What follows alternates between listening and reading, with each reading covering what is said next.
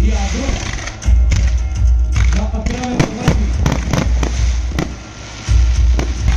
प्रवीण आंबे सर आपण पुढे जे विनंती आहे की प्रवीण आंबे सरांचंही आपण इथे येतो स्वागत करूया. मी संजय पोत्री साहेब आणि अनिल परब साहेबांना विनंती करतो आपण भारताचे माझे क्रिकेटपटू सन्माननीय श्री प्रवीण आंबे सरांचे इथे येतो ते स्वागत करावं. त्यांना सुद्धा आपण